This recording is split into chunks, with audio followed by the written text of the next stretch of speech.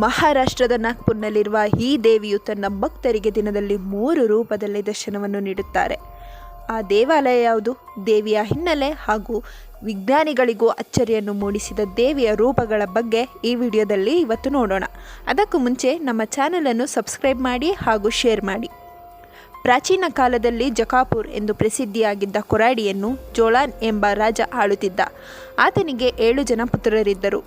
ಜನೋಬಾ, ಜ್ಞಾನೋಬಾ, ಭನೋಬಾ, ಕೈರೋಬಾ, ಭೈರೋಬಾ, ಅಗ್ನೋಬಾ, ದತ್ತಾಸುರ. ಆದರೂ ರಾಜನಿಗೆ ತೃಪ್ತಿ ಇರಲಿಲ್ಲ, ಏಕೆಂದರೆ ಈತ ಹೆಣ್ಣು ಮಗಳಿಗಾಗಿ ಹಂಬಲಿಸುತ್ತಿದ್ದ. ಯಜ್ಞ ಹವನ ಪೂಜೆಗಳಲ್ಲಿ ತೊಡಗಿದ. ದೇವತೆಗಳ ಆಶೀರ್ವಾದದಿಂದ ಇವರಿಗೆ ದೈವಿಕ ಸೌಂದರ್ಯದ ಹೆಣ್ಣು ಮಗು ಜನಿಸಿತು. ನಂತರದಲ್ಲಿ ರಾಜ ತನ್ನ ಜೀವನದಲ್ಲಿ ಅತ್ಯಂತ ಹೆಚ್ಚು ಪ್ರಸಿದ್ಧಿಯನ್ನು ಅನುಭವಿಸುತ್ತಾನೆ. ತನ್ನ ತಂದೆಯ ಪ್ರತಿ ವಿಚಾರದಲ್ಲಿಯೂ ಮಾರ್ಗದರ್ಶಿಯಾಗಿ ತನ್ನ ತಂದೆಯ ವಿರೋಧಿಗಳಿಗೂ ನ್ಯಾಯಸಮ್ಮತೆಯನ್ನು ಖಾತ್ರಿಪಡಿಸುವಲ್ಲಿ ಈಕೆ ಪ್ರಮುಖ ಪಾತ್ರವನ್ನು ವಹಿಸಿದ್ದರು. ಹೀಗೆ ಒಂದು ದಿನ ರಾಜ ಯುದ್ಧದಿಂದ ಗೆದ್ದು ಹಿಂದಿರುಗಿದ ನಂತರ ಆಕೆ ಆದಿಶಕ್ತಿ ಸ್ವರೂಪ ಪಡೆದು ಸೂರ್ಯ ಮುಳುಗುವ ಸ್ಥಳದಲ್ಲಿ ನೆಲೆಸುತ್ತಾರೆ. ಈ ಪವಿತ್ರ ಸ್ಥಳವನ್ನು ಜಕಾಪುರ್ ಎಂದು ಕರೆಯಲಾಯಿತು.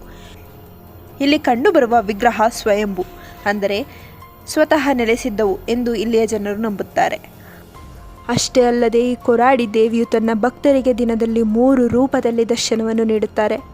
ಮುಂಜಾನೆ ಬಾಲಕಿಯ ರೂಪದಲ್ಲಿ, ಮಧ್ಯಾಹ್ನ ಅರೆವಯಸ್ಸಿನ ರೂಪದಲ್ಲಿ ಹಾಗೂ ರಾತ್ರಿ ಮುಪ್ಪಾದ ಹೆಣ್ಣಿನ ರೂಪದಲ್ಲಿ ದರ್ಶನವನ್ನು ನೀಡುತ್ತಾರೆ.